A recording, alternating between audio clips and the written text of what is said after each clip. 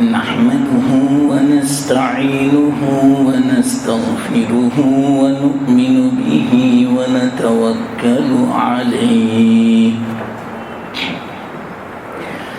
ونعوذ بالله من شرور أنفسنا ومن سيئات أعمالنا من يهده الله فلا مضل له ومن يضلله فلا هادي له ونشهد أن لا إله إلا الله وحده لا شريك له ونشهد أن سيدنا ومولانا محمدا عبده ورسوله صلى الله تعالى عليه وعلى آله وأصحابه وأزواجه وذرياته وأتباعه وبارك وسلم تسليما كثيرا أما بعد فأعوذ بالله من الشيطان الرجيم بسم الله الرحمن الرحيم اهدنا الصراط المستقيم صراط الذين أنعمت عليهم غير المغضوب عليهم ولا الضالين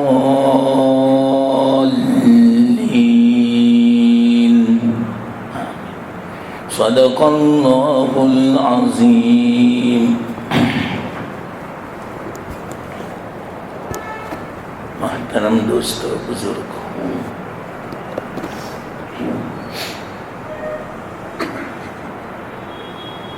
ہدایت کے بارے میں ہماری بات چل رہی ہے کہ جب الحمدللہ ہم ایمان پر ہیں یا کوئی نیک عمل کرتے ہیں تو یہ خود ہدایت ہے. پھر ہدایت کے سوال کا کیا مطلب؟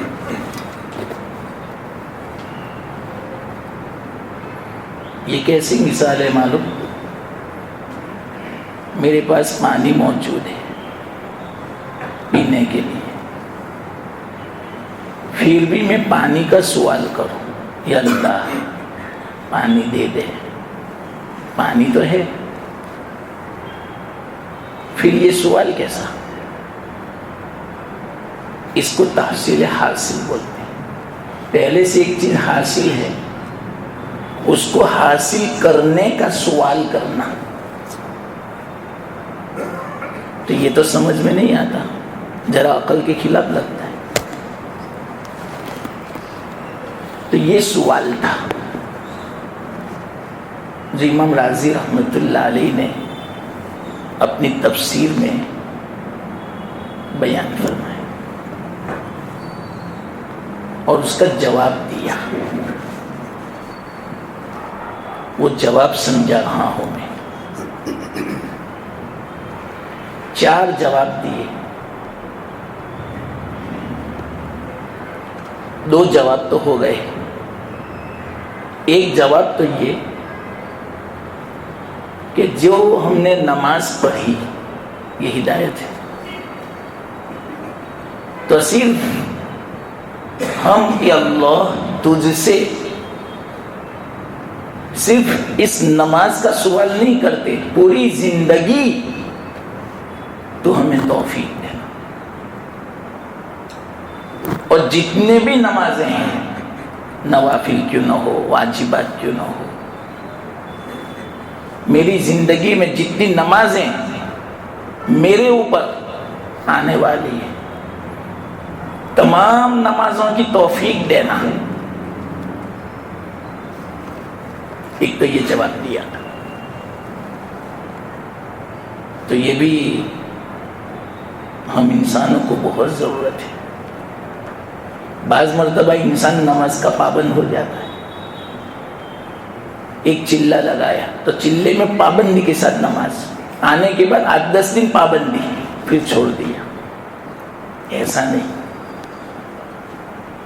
ہمیشہ نماز, تہجد ہمیشہ, اوابین, اشراق ہمیشہ. اس کا سوال ہے. تو یہ تصور کر کے پڑھو. ہمیں تو مانگنا ہے, اللہ عطا کرے گا. جب اللہ دے دے گا نا, جب ہماری مانگ, ہمارا مطالبہ, ہمارا سوال توجہ کے ساتھ ہوگا, طلب کے ساتھ ہوگا, یقین کے ساتھ ہوگا,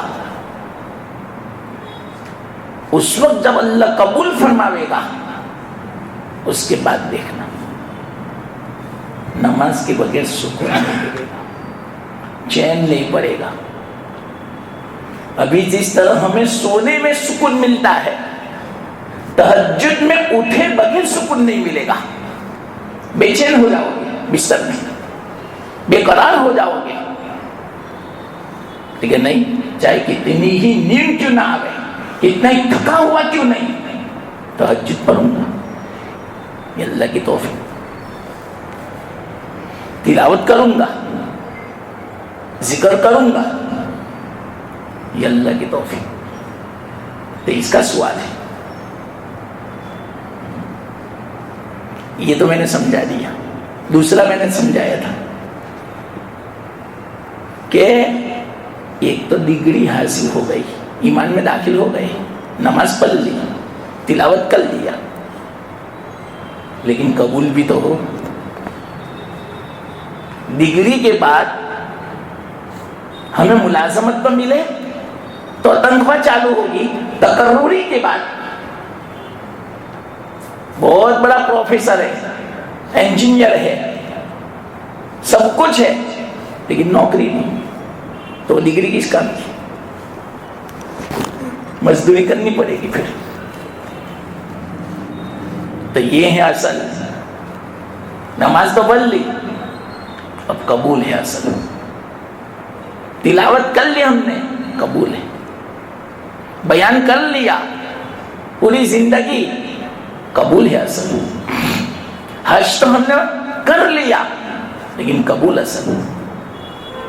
اس لیے دعا مانگتے حجن مقبولہ, صرف حج نہیں, عمرہ مقبولہ, یہ ہے اصل. اسی کو حج مبرور بولتے ہیں, مقبول حج. اگر 100 حج کیا زندگی میں, ایک بھی قبول نہ ہو تو کیا فائدہ؟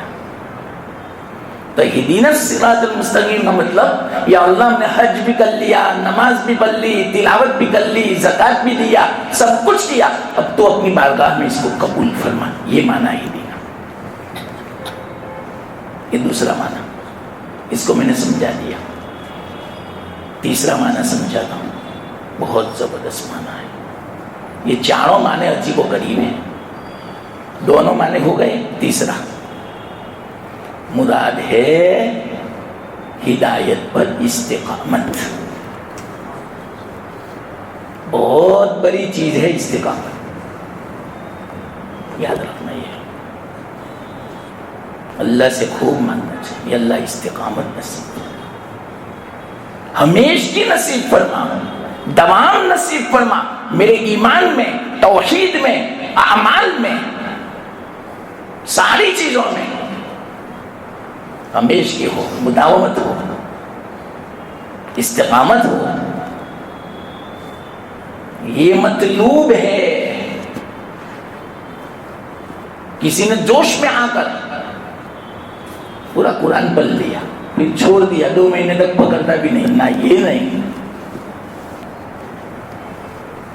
شوق ہوا تہجد پڑھنے کا, 8-10 دن پڑھا, پھر شوق کمزور پڑ گیا, سست پڑ گیا, اور اٹھنے کا نام بھی نہیں لیتا. آنکھ بھی کھلی, کروٹ لیتا ہے, لیکن نماز نہیں پڑھتا.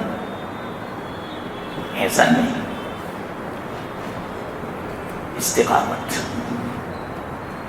بہت ضروری ہے. ہم ابھی ایمان پر ہیں الحمدللہ، تو یہ ایمان مرتے دم تک قائم رہے، اس پر ہمارا استقامت ہو ایمان پر، اس کی دعا ہے. تو کتنی زبردست دعا ہے، اہدنا الصراط المستقیم، یا اللہ ہمیں استقامت نصیب فرما سیدھے رستے پر. تو یہ ایمان والا، توحید والا، اسلام سیدھا رستہ ہے. تو اللہ سے مانگ رہے ہیں یا اللہ اس میں استقامت نصیب، دوام نصیب فرما. یہ اصل ہے. کوئی 10 سال تک مالدار رہا، پھر مال ختم ہو گیا، فنا ہو گیا، اس کے پاس ہلاک ہو گیا، غریب ہو گیا. ایسا نہیں، مالدار ہو تو ہمیشہ، ورنہ بہت پریشانی ہوگی. تجارت چلے، ہمیشہ چلے، ہمارا کاروبار دوام کے ساتھ ہو، استقامت کے ساتھ، سب آ گیا اس میں. تو استقامت اصل ہے. استقامت کسے کہتے ہیں پتہ؟ اتنی تعریفیں ہیں اس کی، لیکن میں صرف 4 بیان کرتا ہوں. خلفائے راشدین کی، حضرت ابو بکر صدیق رضی اللہ تعالیٰ عنہ فرماتے ہیں استقامت یعنی توحید اور ایمان پر قائم رہنا، کچھ بھی ہو جائے، کیسی ہی آزمائشیں آ جاوے، کیسی مصیبتیں آ جاوے، اللہ آزمائش میں مبتلا کرتا ہے مومنین کو. احسب الناس ان یترکوا ان یقولوا آمنا وهم لا یفتنون، کیا یہ گمان کر رکھا ہے لوگوں نے کہ ان کو ایسے ہی چھوڑ دیا جائے گا، ان کو آزمائش میں مبتلا نہیں کیا جائے گا؟ یہ کیسے ہو سکتا ہے؟ یہ گمان نکال دینا. آزمائش ہوگی، کیوں نوازنا ہے اس کے بعد جنت سے، نعمتوں سے. اور وہ جو نعمتیں ہیں، جب نعمتیں ہمارے سامنے آئے گی، اللہ ہم سب کو جنت نصیب فرمائے. جب جنت میں داخل ہوں گے تب پتہ چلے گا کہ اس جنت کے مقابلے میں دنیا کی مصیبت بڑی سے بڑی کیوں نہ ہو، کچھ نہیں.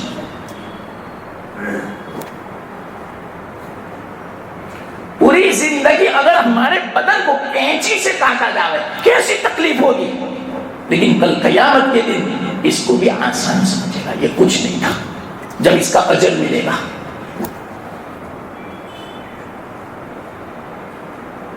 سب سے بڑی چیز اللہ کی رضا بنتی ہے، جنت سے بھی بڑی، ہر چیز سے بڑی. وَرِضْوَانٌ مِّنَ اللَّهِ أَكْبَرُ،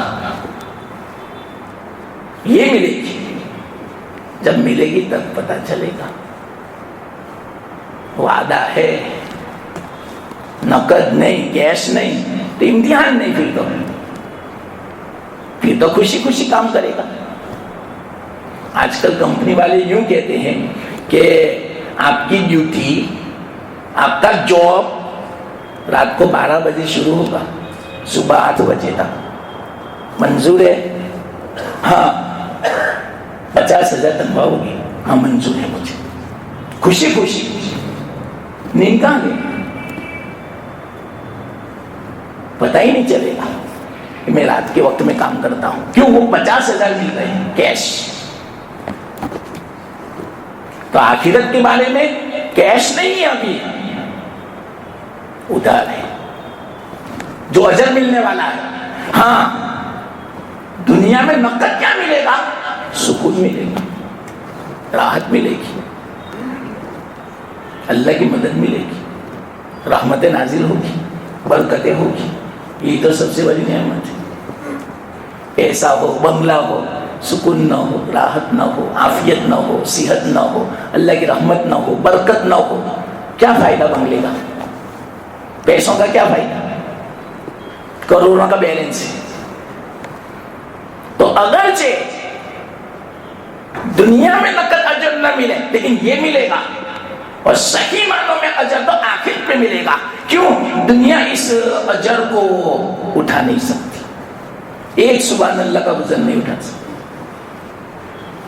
تو پورے کلام مجید کا وزن، پوری نماز کا وزن ثواب کا کیسے اٹھا سکتی ہے دنیا؟ بس اتنا فرق ہے. لیکن کل قیامت کے دن پتہ چلے گا. اس لیے تھوڑی تکلیف اٹھا لو اللہ کا حکم پورا کرنے میں، گناہوں سے بچنے میں. اللہ کا حکم پورا کرنے میں اتنی تکلیف نہیں ہوتی جتنا گناہوں سے بچنے میں تکلیف ہوتی ہے. اپنی نظر کو جھکانے میں جتنی تکلیف ہوتی ہے اتنی نماز پڑھنے میں نہیں ہوتی. اٹھا لو تکلیف.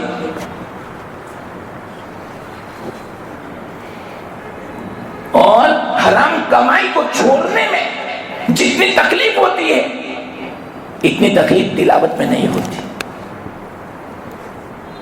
اصل گناہوں کو چھوڑو. یہ آزمائش، اس تکلیف کا بدلہ ملے گا، زبردست ملے گا تکلیف کا بدلہ. کل قیامت کے دن پتہ چلے گا. یہ ابھی مضمون نہیں ہے میرا، ورنہ اس کو میں آپ کو سمجھاتا کہ تکلیف پر کیا اجر ملتا ہے.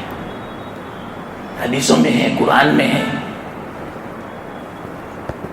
تو کیا فرمایا حضرت ابو بکر صدیق رضی اللہ تعالیٰ عنہ نے؟ توحید اور ایمان پر قائم رہنا یہ ہے استقامت. جیسے کیسے حالت کیوں نہ آ جائے.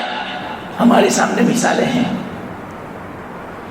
حضرت بلال کی، حضرت عمار بن یاسر کی، حضرت خباب بن ارت رضی اللہ تعالیٰ عنہ، حضرت ابو ذر کی، حضرت سمیہ کی، حضرت یاسر کی، صحابہ کی. کیسی مثال ہے، تصور میں نہیں آ سکتا. ہم تو برداشت نہ کر سکتے. اللہ کے رسول صلی اللہ علیہ وسلم کی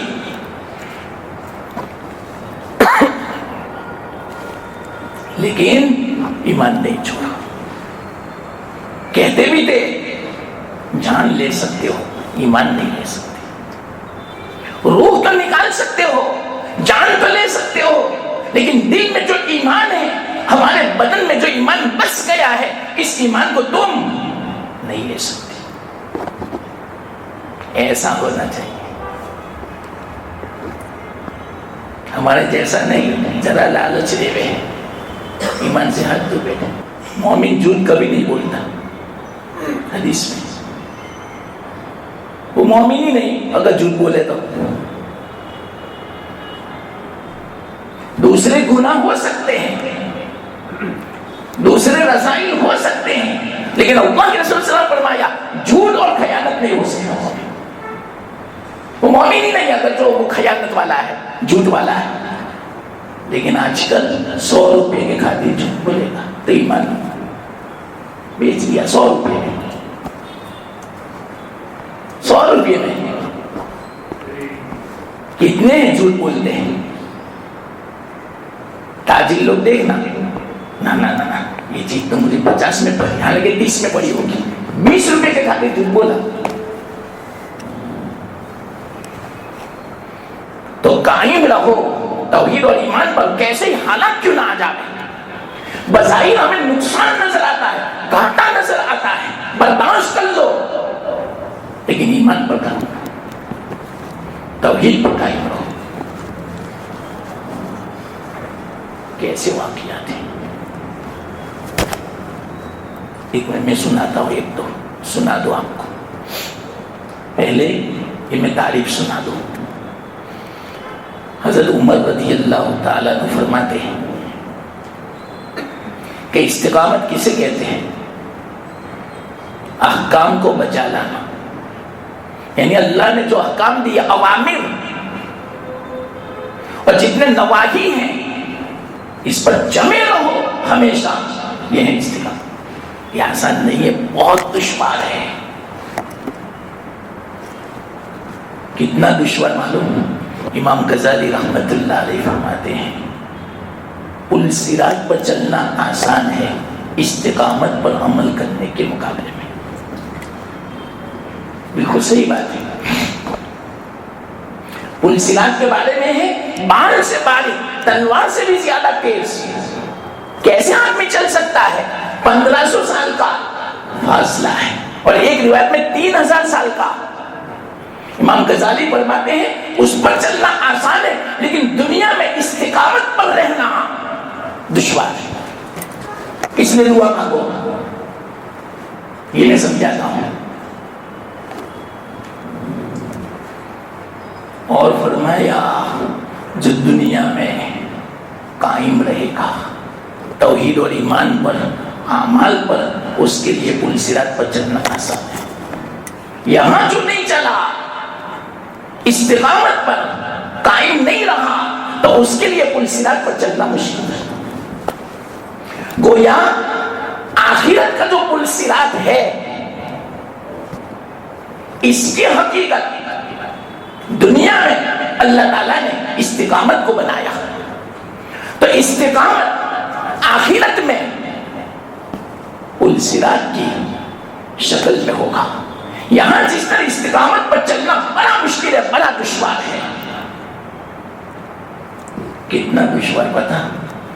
اللہ کے رسول صلی اللہ علیہ وسلم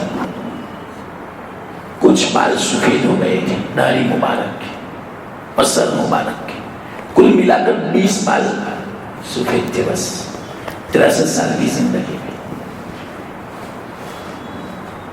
اور وہ بھی حالات اتنے آئے۔ ان پر جو حالت آئے، اللہ کے رسول صلی اللہ علیہ وسلم پر ایسے حالت ہم میں سے کس پر آوے؟ شاید ہم 2 سال بھی زندہ نہیں رہ سکتے، 2 دن نہیں رہ سکتے زندہ۔ اتنے فکریں، اتنے غم، پہاڑ بھی برداشت نہ کر سکے، لیکن آپ اتنے مضبوط تھے، سب برداشت کیا۔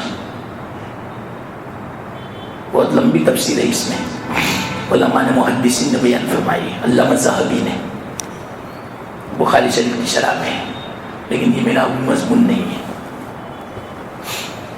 تو صحابہ نے فرمایا یا رسول اللہ صلی اللہ علیہ وسلم، آپ تو بوڑھے ہو گئے۔ صحابہ یہ بھی نہیں چاہتے تھے کہ اللہ کے رسول صلی اللہ علیہ وسلم بوڑھے، ہر وقت جوان رہے، ہر وقت خوبصورت رہے، چاہے ہم بوڑھے ہو جائیں، ہم مر جائیں آپ کے لیے، لیکن آپ زندہ رہیں۔ ایسی محبت تھی صحابہ میں۔ تو ایک صحابی نے فرمایا یا رسول اللہ صلی اللہ علیہ وسلم، آپ تو بوڑھے ہو گئے۔ تو کیا فرمایا معلوم؟ شیبت نے ہود جو سورہ ہود ہے اور ان جیسی دوسری جو صورتیں ہیں، اس نے مجھے بڑھا کر دیا۔ کیوں؟ اس کے اندر عذاب کے واقعات ہیں، لیکن رئیس المفسرین عبداللہ بن عباس رضی اللہ تعالیٰ عنہما فرماتے ہیں کہ وہ واقعات کی بنا پر آپ کو اتنا اثر نہیں تھا، اگلی قوموں پر جو عذاب آیا اللہ تعالیٰ کا، تو یہ سن کر اتنا اثر نہیں ہوا جتنا اس آیت نے آپ کو غمزدہ کر دیا تھا۔ اس آیت میں کون سی؟ فَاسْتَقِمْ كَمَا أُمِرْتَ، اے محمد صلی اللہ علیہ وسلم استقامت اختیار کرو، سیدھے رہو جیسا آپ کو حکم دیا جا رہا ہے۔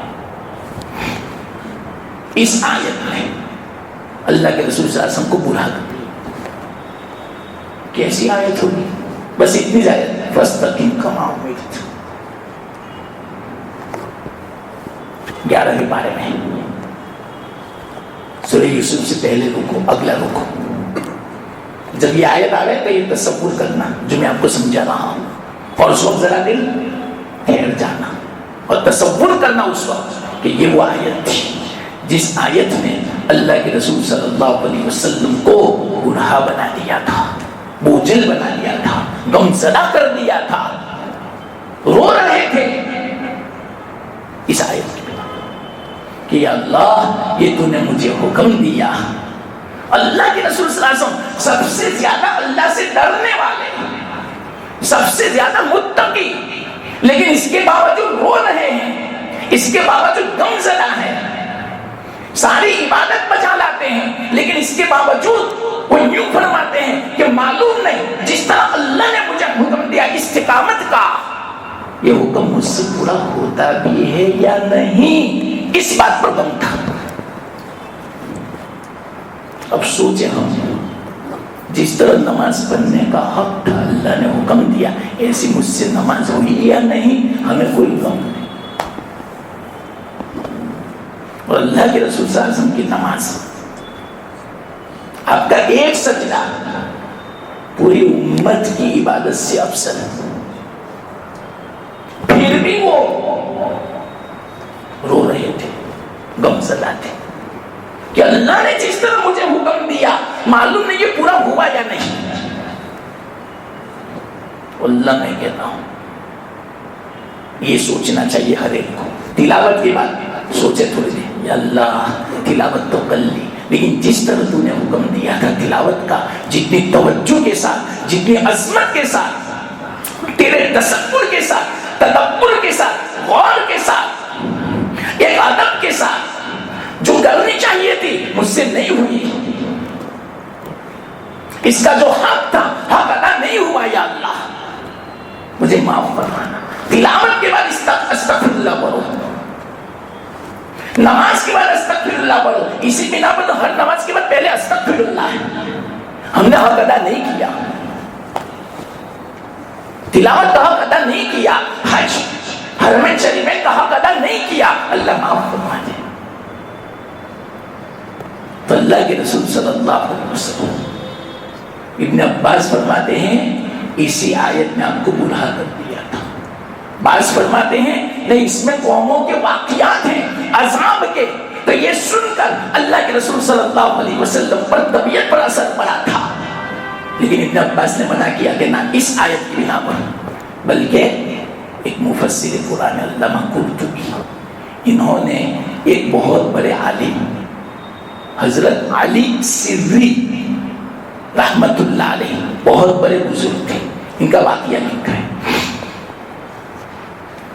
کہ ایک مرتبہ خواب میں اللہ کے رسول صلی اللہ علیہ وسلم کی زیارت ہوئی، تو انہوں نے پوچھا خواب میں، دیکھو علم کے طلب کرنے والے ایسے ہوتے ہیں طالب، خواب میں علمی باتیں، انہوں نے خود اللہ کے رسول صلی اللہ علیہ وسلم سے پوچھا یا رسول اللہ صلی اللہ علیہ وسلم آپ نے یہ جو فرمایا کہ ہود، سورہ ہود اور دوسری جو سورتیں ہیں جس میں عذاب کے واقعات ہیں، اس نے آپ کو گمراہ کر دیا تھا، تو کیا عذاب کے واقعات نے گمراہ کیا تھا؟ یہ سن کر اللہ کے رسول نے فرمایا نہ، فاستقم کما امرت، اس آیت نے مجھے گمراہ کر دیا۔ بولو اب سوچو آپ کیا سوچنے کا؟ استقامت کوئی آسان عمل ہے؟ کتنا دشوار عمل ہے۔ یہاں جو مرتے دم تک ایمان پر مستقیم رہا، اعمال پر مستقیم رہا، عبادت پر مستقیم رہا، اس کے لیے پل صراط پر سے گزرنا آسان ہوتا ہے۔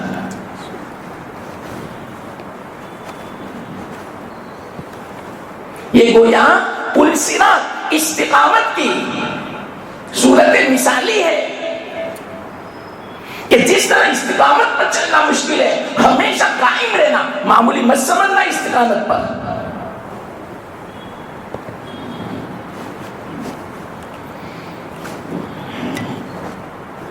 ہاں پہلے میں وہ تعریف سنا دوں۔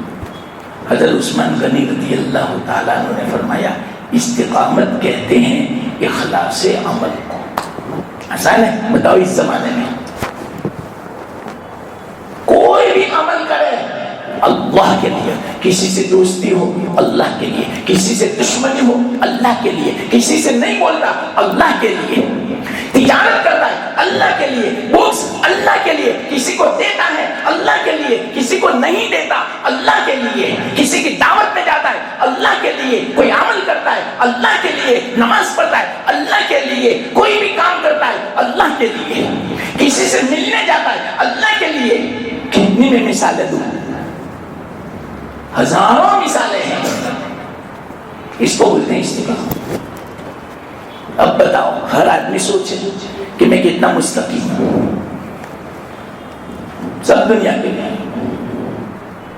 اگر کسی سے لڑائی ہوگی وہ بھی دنیا کے لیے, مال کے لیے, دنیا کے لیے. کسی سے دوستی ہوگی دنیا کے لیے. کسی کی دعوت میں جائیں گے دنیا کے لیے. کسی کے جنازے میں جائیں گے دنیا کے لیے. کسی بیمار کی عیادت کے لیے جائیں گے, اللہ کے لیے نہیں, دنیا کے لیے, منہ دکھانے کے لیے. وہ خوش ہو جائے گا.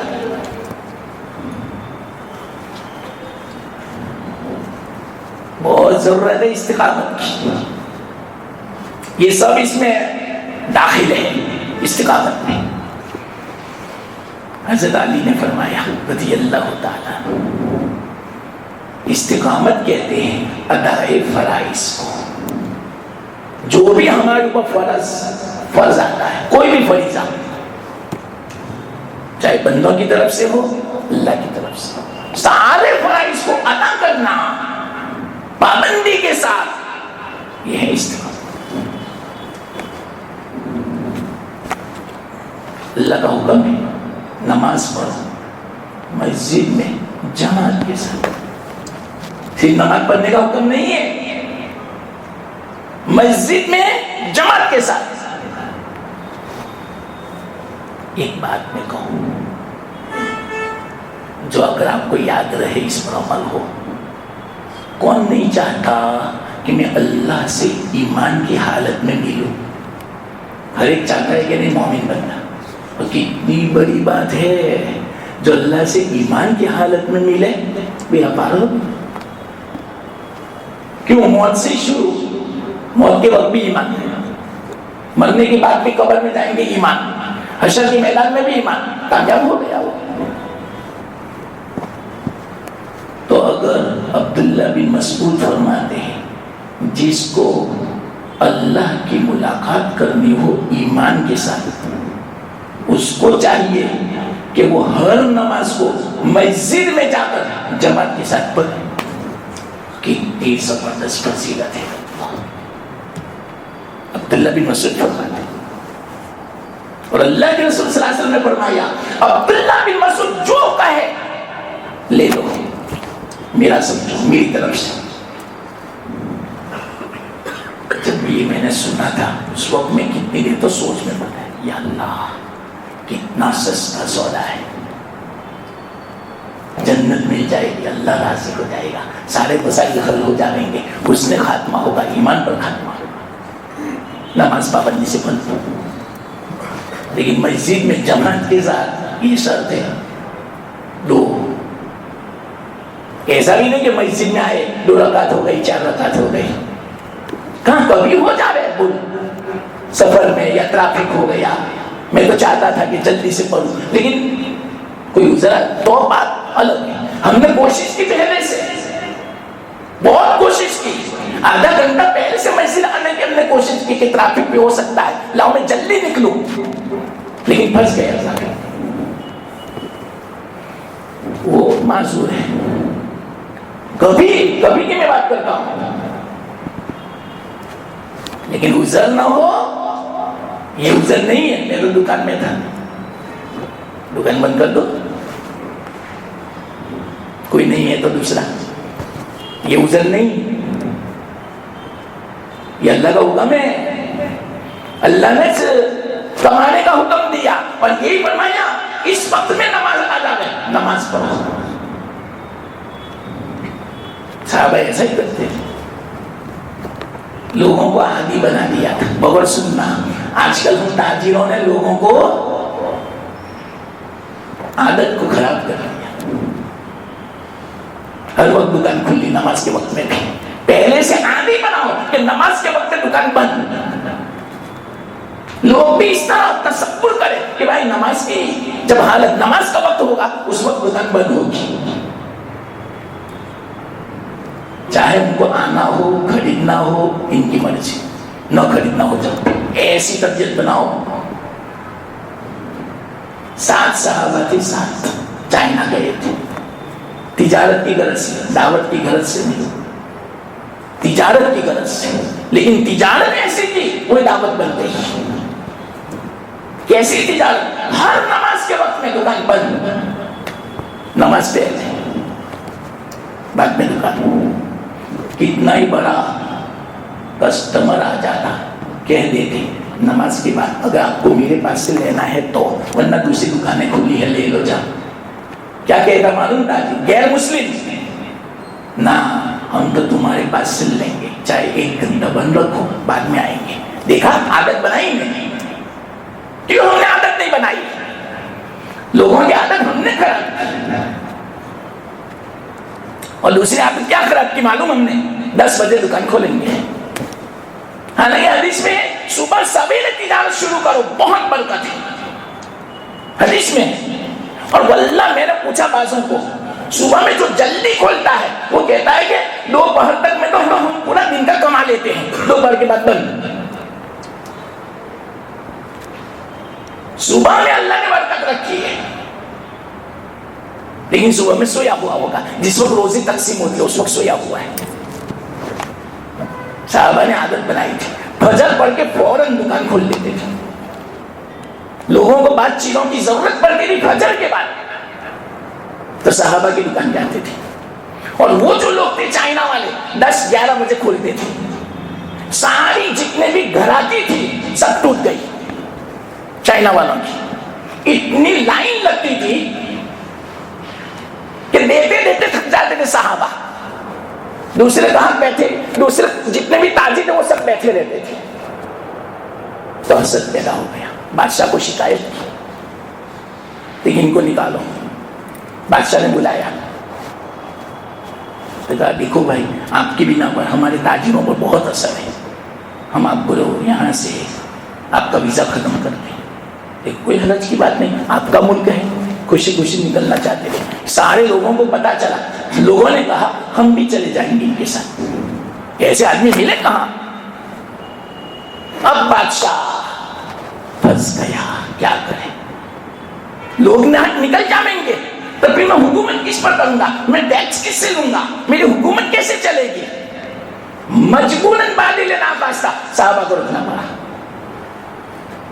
اور جتنے بھی تھے گاہک سب مسلمان ہو گئے. تجارت ایسی اللہ کے حکم والی. اور میں نے کہا ہے تجارت کے وقت میں چاہے کتنے گاہکوں کی کسٹمر کی لائن ہوتی تھی، شٹل مارتے تھے، بند کر دیتے تھے دکان. پہلے نماز، پھر بعد میں تم. سارے گاہک کھڑے رہتے تھے نماز پڑھنے تک. ہاں تو یہ بیچ میں ایک بات آئی تھی جو میں نے آپ کو بتائی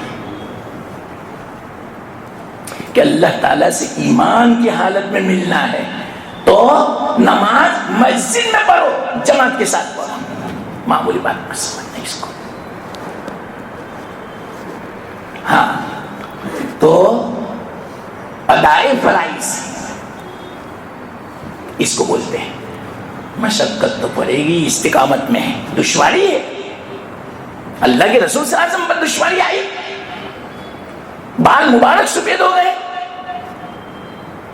یہ ہے استقامت. تو اس کی دعا ہے، یہ کتنی زبردست دعا ہے، آپ اس سے اندازہ لگاؤ. ہاں تو استقامت کس میں ہے؟ ہر چیز میں. ایمان میں بھی. ایمان داوا ڈولنا ہو جاوے، اللہ آزمائے گا. تکالیف آئے گی، پریشانی آئے گی، بیماری آئے گی، تنگی آئے گی. اللہ فرماتے کلام مجید میں برداشت کرنا پڑے گا. تم کتنے ایمان میں پکے ہو؟ صحابہ پر کیسے حالت آئے؟ نہ مکان رہا، نہ کاروبار رہا، نہ وطن رہا، صرف پہنے ہوئے کپڑے نکال لیا. برداشت کیا انہوں نے. اور کیسا برداشت کیا؟ ایک صحابی تو رستے میں ملے، جا رہے تھے. بہت سارا خزانہ مکہ میں تھا، مکان بھی مکہ میں تھا، باندی بھی مکہ میں تھی، سب کچھ تھا. مکہ والوں نے روکا تو کیا فرمایا معلوم؟ دیکھو میرے پاس تیر ہیں اور میں کتنا تیر انداز ہوں، آپ سب کو معلوم ہے. جب تک میرے پاس تیر ہے میں تیر چلاتا رہوں گا، اور اس کے بعد تلوار سے میں لڑوں گا جب تک تلوار نہیں ٹوٹے گی. اس لیے میں آپ کو ایک آسان بات بتاتا ہوں، آپ کے لیے بھی فائدہ ہے. میرا راستہ چھوڑ دو، میری فلانی جگہ ہے، وہاں میں نے اپنا خزانہ دفن کیا ہے، میری فلانی فلانی جائیدادیں فلانی باندھی ہے، سب تم لے لو، چاہو میرا راستہ خالی کر دو، مجھے جانے دو، سودا کر لو۔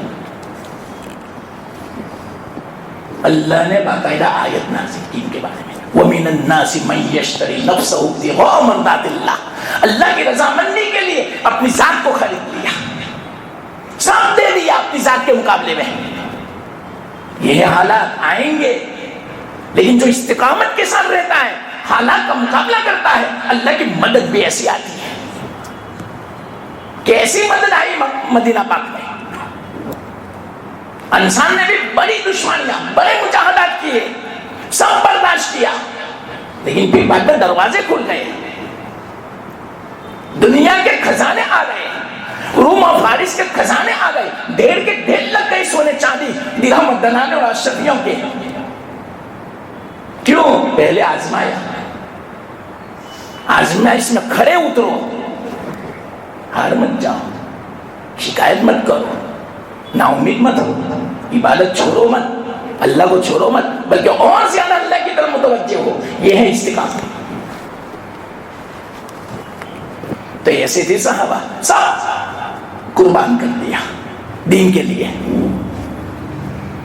کیسا قربان معلوم؟ ایک واقعہ سناؤ صحابی کا، عبداللہ بن حذیفہ رضی اللہ تعالیٰ۔ دیکھو ایمان پر قائم، استقامت، ہمارے جیسے نہیں۔ آج کل ہماری بچیاں کا اجوان ایک فون میں ایمان بیچ دیتی ہے، ایک ریچارج میں ایمان بیچ دیتی ہے کہ تو میرا فرینڈ ہے، مجھے ہر مہینہ ریچارج کر دیتا ہے، میں تو عاشق ہو گئی، واہ، شادی بھی کر لی، مرتد بھی ہو گئی، 1000 روپے میں۔ یہ ہمارا ایمان ہے۔ انا للہ، بیچاروں کو پتا نہیں کہ ایمان کی کیا قیمت ہے۔ ایک ایمان صرف کلمہ، یہ دنیا جو ہے ساری دولت کے ساتھ ایسی 10 دنیا ہو جائے، 10، پھر بھی ایک کلمے کا لا الہ الا اللہ محمد رسول اللہ کی قیمت نہیں چکا سکتی، ایسی 10 دنیا۔ ہم نے اپنے بچیوں کو نہیں سمجھایا، دین نہیں سمجھایا، صحیح تربیت نہیں کی، ہاں صرف دنیا سمجھائی۔ دیکھو بیٹا، ڈگری حاصل کر لینا، انگریزی بول لینا، کمپیوٹر سیکھ لینا تو کام آئے گا، لیکن یہ نہیں سکھاتے دین، نماز پڑھنا، مسائل جاننا، قرآن کی تلاوت کرنا، یہی کام آئے گا بیٹا، دنیا میں بھی آخرت میں بھی۔ یہ نہیں ہوگا تو کچھ نہیں، یہ ایسا نہیں سکھاتے۔ بیٹا نماز کسی بھی حالت میں پڑھ لینا، چھوڑنا مت، لیکن کوئی تذکرہ نہیں اس کا۔ پھر یہ حالات ہیں، 1000 روپے میں ایمان بیچ دیا۔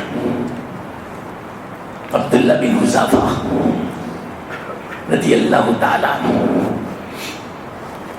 حضرت عمر بن خطاب رضی اللہ تعالیٰ عنہ نے ایک لشکر بھیجا تھا مدینہ پاک سے، وہ پکڑے گئے کچھ صحابہ، یہ بعض صحابہ تھے اس لشکر میں اور دوسرے تابعین تھے،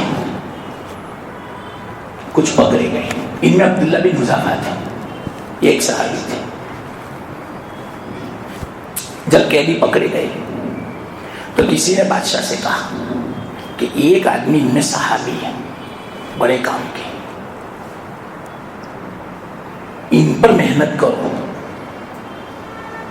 کہ وہ اپنا عیسائی مذہب قبول کرتے ہیں، کوئی حرج نہیں بات، میں لالچ دوں گا۔ ان کو بلایا، قیدی تھے کہ ایک پیشکش ہے آپ سے،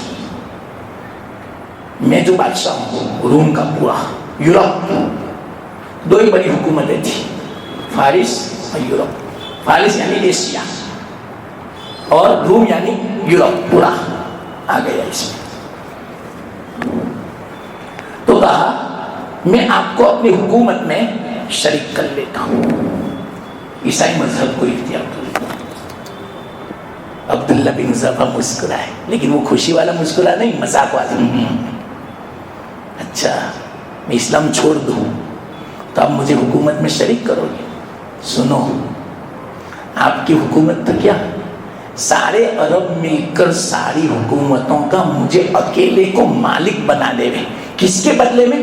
صرف پلک جھپکنے کے برابر کتنا وقت لگتا ہے، ایک سیکنڈ کے لیے بھی ان ساری حکومتوں کے بدلے میں اپنا دین محمدی چھوڑ نہیں سکتا، دین محمدی نہیں چھوڑ سکتا، ایک پلک جھپکنے کے برابر بھی ان ساری حکومتوں کے بدلے میں۔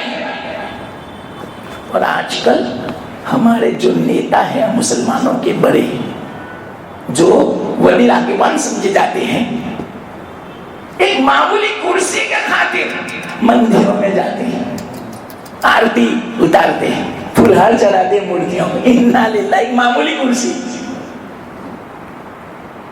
معمولی کرسی۔ یہ ہے ہمارا حال مسلمانوں کا، قیمت ہی نہیں سمجھی اسلام کی، ایمان کی۔ دیکھو یہ کیا فرماتا عبداللہ بن عزابہ، روم والوں تیری تو کیا حکومت، سارے عالم مل کے اپنی ساری حکومتوں کا مجھے مالک بنا دے، کس کے بدلے میں معلوم؟ ایک سیکنڈ کے لیے دین محمدی چھوڑ، بس ایک سیکنڈ کے لیے، ہمیشہ کے لیے نہیں، اس کے بدلے میں ساری حکومت، اس کے لیے بھی میں تیار نہیں ہوں۔ لالچ بھی پہلے، دیکھو دو ہی ہتھیار ہیں دنیا والوں کے پاس، یا تو لالچ سے کام نہیں بنتا تو دھمکی، مان لو ورنہ ایڈی بھیجیں گے، انکم ٹیکس والے بھیجیں گے، آج کل تو یہی ہے نا دھمکی، یا تو ہمیں مان لو یا پھر سپاری دے دیں گے، یہ ہے دھمکی۔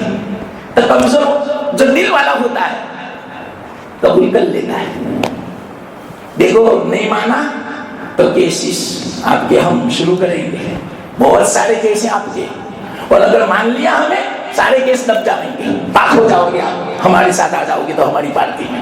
واہ، یہ لالچ، اگر اس سے لالچ سے وہ نہیں سمجھتا تو دھمکی، تو لالچ سے نہیں سمجھے عبداللہ بن عزابہ، دھمکی دی، قتل کر دیں گے، ٹھیک ہے کوئی حرج کی بات نہیں، قتل کر دو، میں تیار ہوں، اسی لیے تمہیں آیا ہوں۔ یا اللہ، تو کہا یہ ایسے نہیں مانے گا، کیا کہا معلوم؟ پہلے سولی پر لٹکاؤ، لٹکا لیا سولی پر، اور ساتھیوں سے کہا تیر چلاؤ، لیکن تیر اس طرح چلانا کہ سینے پر منہ پہ نہ لگے، ڈرانا ان کو، ہاتھ پیر میں لگے کوئی حرج کی بات نہیں، ان کو ڈراؤ۔ تیر لگائے، پورے میدان پڑا ہوا تھا، تیر شروع کی، بولو اگر جتنے تیر مارنے کو مارو نے، دن میں نہیں چھوڑنے والا۔ بادشاہ نے کہا نیچے اتارو اس کو، یہ نہیں مانے گا، نیچے اتارے، ان کے ساتھیوں کو بلایا، ان میں سے ایک ساتھی کو یوں کہا دیکھ میں پانی گرم کرو، اتنا کھولتا ہوا ابلتا ہوا بوائلر جیسا، وہ آتا ہے نا بوائل، کیسا پانی ہوتا ہے وہ مشین والا، اگر آدمی گر جائے ایک سیکنڈ میں ہڈیاں رہ جائے، سارا گوشت گل جائے، سڑ جائے، ایسا گرم کیا گیا پانی۔ ایک ساتھی سے کہا ان کا ایک ساتھی دیکھ میں ڈال دو، ان کے سامنے، ان کو وہاں لے جاؤ، ڈالا، ایک سیکنڈ میں تو پورا گوشت وہ سب کچھ گل سڑ کے نکل رہا، صرف ہڈیاں باقی، ہڈیاں نکالی، بولو اب تمہاری باری ہے، ٹھیک ہے کوئی حرج کی بات نہیں، چلو ان کو پکڑ کے لے جاؤ دیکھ کے پاس۔ تو جب جا رہے تھے دیکھ کے پاس پہنچے، رونا آ گیا، آنسو نکل گئے، تو کسی ساتھی نے کہا بادشاہ کے کہ رو رہے ہیں، شاید ڈر گئے، ہو سکتا ہے کہ آپ کی بات مان لیں گے، تو بادشاہ نے کہا ان کو واپس لاؤ میرے پاس، واپس لائے، تو کہا دیکھو ابھی بھی مان لو، کہ کیا سمجھتے ہو آپ، ایسا لگتا ہے کہ میں جو رویا آپ کو غلط فہمی ہو رہی ہے، کہ میں اس موت کی بنا پر، کہ میرے سامنے موت رقص کر رہی ہے، اس بنا پر میں ڈر گیا، نہ میں کیوں رویا، وجہ تو پوچھو، تو کیوں رویا، کہ میں اللہ کے سامنے بات کر رہا تھا، اللہ کو کہہ رہا تھا یا اللہ آج تیرے لیے میں جان قربان کر رہا ہوں، صرف میرے پاس ایک جان ہے، بس ایک سیکنڈ میں تو جان دے دوں گا، میں نے حق ادا نہیں کیا تیرا، کاش کہ میرے بدن میں جتنے بال ہیں اتنی جانیں ہوتی، اور ہر جان کو اس طرح دیگ میں ڈالا جاتا تو کچھ لطف آتا. یہ تو ایک مرتبہ جل کے ختم ہو جاؤں گا 1 سیکنڈ میں. ہزاروں جانیں ہوتی اور ہزاروں مرتبہ دیگ میں ڈالا جاتا, ہزاروں مرتبہ مجھے قربانی دینی پڑتی, ہزاروں مرتبہ میں مر جاتا, شہید ہو جاتا تو کچھ کام بنتا. اس لیے میں رویا کہ یا اللہ ایک ہی جان ہے میرے پاس, اتنی ایک جان کو تو قبول فرما لے. کاش کہ میرے پاس بدن کے بالوں کے برابر جانیں ہوتی, تیرے رستے میں ان تمام جانوں کو قربان کر دیتا یا اللہ. اس لیے میں رویا. بادشاہ تو حیرت میں پڑ گئے, یہ لوگ کیسے ہیں, کوئی موت کا ڈر ہی نہیں ان کو. یہ سردار آج ہمیں موت کا بول رہا ہے. اس کی وجہ پتا, دنیا سے محبت ہے. اس لیے صحابہ کو دنیا سے محبت بھی نہیں تھی اور موت کا ڈر بھی نہیں تھا. اور اللہ کے رسول صلی اللہ علیہ وسلم فرمایا یہ جتنے بھی حالات ہیں انہی 2 چیزوں کی بنا پر, دنیا کی محبت کی بنا پر اور موت کے ڈر کی بنا پر. موت سے ڈر گئے ہم اللہ کے لیے جان نہیں دیں گے. نیند نہیں قربان کرتی تو جان دے مجھے, اپنی نفسانی خواہش قربان نہیں کرتے تو جان دے گا کوئی. کتنی خواہشات ہم پوری کرتے ہیں اللہ رسول کے حکم کو توڑ کے. تو خواہش کو ہم قربان نہیں کر سکتے تو جان کیسے قربان کریں. 1000 روپے کی خاطر ایمان دے دیتے ہیں. ایک خواہش 1000 روپے کی, ایک بائک کی خواہش, ایک فون کی خواہش. یہ ہماری حالت ہے. ارے بعض لوگ تو عجیب بات بیان کرتے ہیں, مجھے نقل کرنے میں بھی شرم آتی ہے. انہوں نے کہا بادشاہ نے, یہ ماننے والے نہیں, یہ تو بہت مبارک ہستی لگتی ہے. ایک کام کرو, ایک شرط, میرے ماتھے کو چومو, پیشانی کو چومو تو میں آپ کو رہا کر دوں گا. لیکن نا کافی کا ماتھا میں نہیں چومتا, لیکن آپ کے ساتھیوں کو بھی رہا کروں گا اگر آپ نے جو میرے ماتھے کو چوما تو. پھر سوچا تھوڑی دیر کیا کروں, چلو میرے ساتھی تو بچ جائیں گے میرے خاطر. اس کے ماتھے کو چومنا کیا ہو گیا. تو کیا کیا معلوم, آستین تو ان کی بڑی ہوتی تھی نہیں, اس کے ماتھے پر آستین رکھی اور آستین کو بوسا دیا. بوسا دیا, سارے ساتھیوں کو چھوڑ دیا. دیکھو آج ہم سجدہ کرتے ہیں یہ کارپیٹ کو تھوڑی, اگرچہ ہمارا سر کارپیٹ پر ہے لیکن سجدہ کرتے اللہ کو. تو انہوں نے کہا کہ میں نے چوما آستین کو, اگرچہ اس کی پیشانی پر میں نے لگا دیا, کوئی حرج کی بات نہیں, اور چومے میں کوئی حرج کی بات بھی نہیں تھا, سجدہ تھوڑی کیا تھا, اور وہ ساتھیوں کی بنا پر چوما. اس کو بولتے ہیں استقامت. ہے ہمت ہماری, یہ ہے مطلوب. جس وقت یہ لشکر واپس آیا مدینہ, پورا واقعہ سنایا لوگوں نے, لشکر والوں نے حضرت عمر کو کیا بات کرتی ہو, حضرت عبداللہ بن حذافہ کو بلایا اور حضرت عبداللہ بن حذافہ کی پیشانی کو, ماتھے کو چوما, اور تمام جتنے بھی مسلمان تھے سب سے کہا ہمارا حق بنتا ہے کہ عبداللہ بن حذافہ کے ماتھے کو اور ان کی پیشانی کو چومو. دیکھیے عزت, یہ ہے استقامت. یہ تو میں نے صحابی کا واقعہ سنایا. عبادت میں بھی ایسی استقامت ہو. دیکھو چلے ایک اور واقعہ میں سنا دوں. ایک کتاب ہے عجیب و غریب, الجواہر الزواہر, اس کے اندر واقعہ ہے. فرعون کا ایک خادم تھا, اس کی بیوی تھی, وہ اندرون اعتبار سے حضرت موسیٰ علیہ السلام پر ایمان لے آئی تھی. خادم کی بیوی, وہ بھی گھر میں کام کاج کرتی تھی. فرعون کی جو بیٹی تھی اس کے بالوں کو کنگھی کر دیتی, بناؤ سنگار کر دیتی تھی, اس کو تیار کر دیتی. نوجوان لڑکی تھی فرعون کی. ایک مرتبہ کیا ہوا, وہ کنگھی کر رہی تھی اور کنگھی گر گئی. کوئی حرج نہیں, 5 منٹ کیا اگر مجھے ابھی تو کوئی بات ہی نہیں ہوئی گویا, اور بھی میں سنانے والا تھا لیکن چلو جو بھی یہ واقعہ سنا دوں. کنگھی نیچے گری, بسم اللہ پڑھ کے اٹھائی. وہ جو بیٹی تھی فرعون کی, اس نے کہا ہے تو کس کا نام لیتی ہے, میرے باپ کو اللہ نہیں مانتی کہ میں اللہ کو مانتی ہوں. حضرت موسیٰ علیہ السلام کا جو رب ہے اس کو مانتی ہوں، جو میرا بھی ہے، تیرا بھی ہے، تیرے باپ کا بھی ہے اور ساری دنیا کا ہے. صاف صاف. وہ بیٹی تو ایک دم سے کھڑی ہو گئی، ابا کے پاس گئی. ابا آپ کو پتا ہے کہ میری جو تنگی کرنے والی جو ہے نا، وہ تو آپ کو اللہ نہیں مانتی. ارے کیا بات کرتی ہے تو؟ جا اس کو بلا. تو کس کو رب مانتی ہے؟ کہ میرا رب، تیرا رب جو ہے وہ سارے آسمان سارے زمین کا سب کا جو مالک ہے وہ اللہ، تو نہیں. ارے تو میرے سامنے اس طرح بولتے کہ ہاں تیرے سامنے ٹھیک ہے مار قتل کر دوں گا میں، کوئی حرج کی بات نہیں، قتل کرنے ہونے کے لیے تیار نہیں. تو کہا ایک کام کرو، ہو سکتا ہے یہ پھر جائے. اس کی 2 لڑکیاں تھی، ایک بڑی تھی ایک چھوٹی تھی، ہو سکتا ہے 5-6 سال کی تھی اور ایک 2 سال کی تھی، دودھ پیتی تھی. ان دونوں بچیوں کو سامنے لاؤ. پورا دربار پڑا ہوا ہے. جلاد سے کہا بڑی بیٹی کو ذبح کرو آہستہ سے، تڑپے خوب، اور اس کی ماں کو سامنے بٹھاؤ. ہو سکتا ہے کہ یہ منظر نہ دیکھ سکے اور ایمان سے پھر جائے. لیکن وہ روتی رہی لیکن ایمان سے نہیں پھر. بولا ابھی بھی نہیں مانتے تو دوسری بچی کو ہم ذبح کرتے ہیں. نہیں مانا. دوسری بچی چھوٹی سی تھی، اس کو یہاں سینے پر بٹھایا اور اس کے سامنے ذبح کیا. کیسی حالت گزری ہوگی ماں پر. چھوٹی سی بچی خوبصورت ماشاءاللہ دودھ پی تھی. تو کیا کہا میں نہیں مانوں گی. پھر بھی نہیں مانا. اب کیا ہوا؟ اب اس کو کہا اب تجھے ہم قتل کریں گے. یہ گھبرا گئی. جیسے ہی گھبرا گئی، یہ جو چھوٹی بچی تھی اس کا گلا کٹا ہوا تھا، بدن سے جدا تھا، اس کا سر تن سے جدا تھا. ماں گھبرا رہی ہے.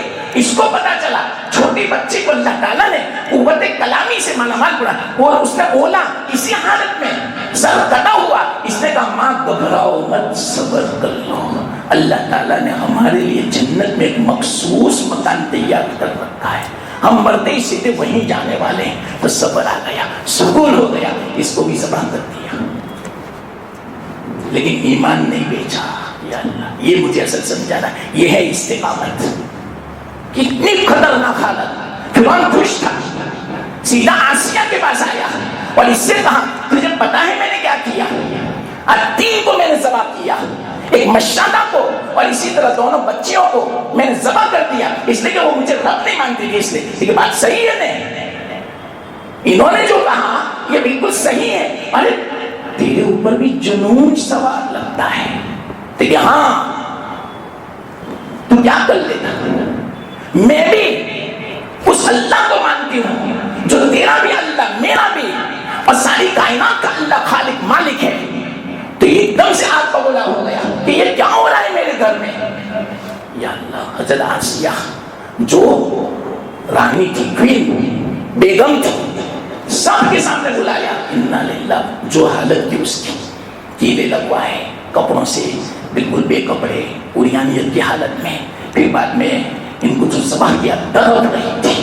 ایسی حالت میں حضرت آسیہ دعا کر رہی رب ابنی لی عندک بیتا فی الجنہ ونجنی من فرعون وعملہ ونجنی من القوم الظالمین. اللہ نے دعا قبول کی. اسی حالت میں اللہ تعالیٰ نے ان کا جو مقام تھا جنت میں وہ دکھا دیا. ایسی محو ہو گئی اس جگہ کو دیکھ کر کہ ان کو پتہ ہی نہیں چلا دنیا کی تکلیف کا. اور دوسری بات، جب وہ تکلیف دے رہا تھا اس سے پہلے اللہ تعالیٰ نے ان کی روح کو قبض کر لیا اور اللہ نے دعا قبول فرما لی. تب اللہ کی مدد آتی ہے. کہ ایسی حالت کیوں نہ آ جائے آدمی پر. استقامت. اس لیے میں نے کہا استقامت کو معمولی مت سمجھو. لیکن استقامت کس میں؟ عبادت میں بھی استقامت. ہم نماز پڑھتے تکبیر اولی کے ساتھ، تو ہمیشہ تکبیر اولی کے ساتھ نماز پڑھو. ایک مختصر واقعہ سنا تھا، میرا جی چاہتا ہے سن لو گے نہیں. علامہ رشید احمد گنگوئی رحمۃ اللہ علیہ کے خلیفہ تھے شاہ احمد شاہ، پاکستان میں تھے. بہت بڑے بزرگ، عجیب و غریب ان کے حالات ہیں. ان کے ایک مرید تھے کلکتہ میں. مرید کو مکان بنانا تھا تو انہوں نے اپنے شیخ کو دعوت دی کہ آپ کو سنگ بنیاد کے لیے آنا ہے، آپ کو سب سے پہلا پتھر رکھنا ہے، آنا ہی پڑے گا حضرت آپ کو. ایک یہ بہانہ ہے. تو کہا کوئی حرج کی بات نہیں. ساتھ میں کس کو لیا؟ مولانا احتشام الحق تھانوی کو لیا. حضرت تھانوی رحمۃ اللہ علیہ کے رشتہ داروں میں ہے. ان کو ساتھ میں، یہ بھی بہت بڑے عالم، بہت بڑے بزرگ، حضرت تھانوی کے زمانے میں بھی تھے احتشام الحق صاحب، تو ان کو ساتھ میں لیا۔ اللہ کا کرنا ایسا ہوا، ٹرین کا سفر تھا لاہور سے کلکتہ، تو رستے میں دست شروع ہو گئے۔ حضرت احمد شاہ کو، بڑے بزرگ اللہ والے، اتنے دست ہو گئے کہ کمزور ہو گئے، بہت نقاہت ہو گئی۔ رستے میں کیا کہا معلوم حضرت احمد شاہ نے کہ دیکھو چاہے دو ہو مسافر ساتھیوں میں، ایک کو امیر بنا لو، ایک معمور ہو، یہ سنت ہے۔ دیکھو سنت کا کتنا اہتمام ہوتا تھا، 2 دن ہم ساتھی جب سفر کرے تو ایک کو امیر بنا لو، اسی سنت کی نیت سے۔ تو مولانا احمد شاہ انہوں نے فرمایا، وہ تو یہی فرمائیں گے آپ امیر، بس میرا حکم ہے۔ تو میں احتشام الحق صاحب نے کہا کوئی حرج کی بات نہیں، آپ نے مجھے امیر بنا دیا تو امیر بن جائے۔ امیر بن گئے، کلکتہ پہنچے رات کے وقت میں، پورا دن سفر کیا، دستوں کی شکایت۔ مولانا احتشام الحق صاحب نے کیا فرمایا، دیکھو حضرت میں امیر ہوں، امیر کی اطاعت واجب ہے۔ کہا بالکل، آج آپ کو پوری رات سونا ہے، سفر میں ہے، مسافر ہیں، آج آپ کو تہجد میں اٹھنا نہیں ہے، میرا حکم ہے۔ سو گئے، 2 دن بچے، بے چین ہو رہے ہیں، بے قرار ہو رہے ہیں، رو رہے ہیں، سسکیاں رہے ہیں کہ اوہو میرے امیر صاحب نے مجھے منع کیا ہے تہجد نہیں پڑھنے کا، تو حکم واجب ہے پر ایک طرف تہجد سنت ہے، میں کیا کروں سمجھ نہیں بنی، نہیں رہا گیا، بے چین، بے قرار، پریشان۔ اسی حالت میں مولانا احتشام الحق صاحب سوئے ہوئے تھے، ان کا انگوٹھا پکڑا اور ہلا رہا ہے، اور بچہ کس طرح روتا ہے کسی چیز کی ضد میں، اس طرح مولانا احتشام الحق صاحب خود یہ واقعہ بیان فرماتے ہیں کہ میں جب اٹھا تو وہ سسکیاں بھر رہے، رو رہے تھے، چیخ رہے تھے، اور کیا فرما رہے تھے، مولانا امیر صاحب مجھے تہجد کی اجازت دے دو، مجھے تہجد کی اجازت دے دو، آپ کی اجازت کے بغیر میں تہجد نہیں پڑھ سکتا، آپ امیر ہو۔ علامہ رشید احمد گنگوئی سے جب سے میں نے بیعت کیے 57 سال ہو گئے، 57 سال میں آج تک ایک تہجد میری ناگاہ نہیں ہوئی، آج ناگاہ ہونے والی ہے۔ اگر آپ نے مجھے اجازت نہیں دی تو تہجد ناگاہ ہو جائے گی، میرے اوپر رحم کرو۔ رو رہے ہیں تہجد کے لیے، اور آج ہم نماز کے لیے بھی نہیں روتے، تہجد کی بات نہیں کرتا، نماز کی بات کرتا ہوں۔ ایسی طبیعت ہو جائے گی، عادت تو بناؤ استقامت کی، پھر روو گے، بے چین ہو جاؤ گے، پریشان ہو جاؤ گے۔ مولانا احتشام الحق صاحب فرماتے میں تو حیرت میں پڑ گیا کہ بچہ جس طرح اجازت مانگتا ہے وہ چھوٹے سے، میں نے کہا حضرت کوئی حرج کی بات نہیں، تہجد پڑھ لو۔ تب جا کے انہوں نے قسم ٹھنڈا سانس لیا، الحمدللہ آج میری تہجد فوت ہونے والی تھی، بچ گئی۔ اس کو استقامت بولتے ہیں۔ ایسا نہیں کہ 10 دن بڑی چھوڑ دی، مہینہ بڑا چھوڑ دیا، بہت تھکا ہوا ہوں چھوڑ دی، سفر میں ہے چھوڑ دی، ایسا نہیں، اس کو استقامت۔ یہ آسان ہے بتاؤ کہ اگر ابھی میں نے استقامت نہیں سمجھا سکا، اتنا درد ہوا، زبردست ہے استقامت۔ تو اہدنا الصراط المستقیم کا ایک مطلب کیا ہے، ہدایت تو ہے، ایمان تو ہے، عبادت بھی ہے، سب کچھ ہے یا اللہ، لیکن اس میں استقامت نصیب تو اللہ تعالیٰ ہمیں بھی استقامت نصیب فرمائے۔ وآخر دعوانا الحمدللہ رب العالمین۔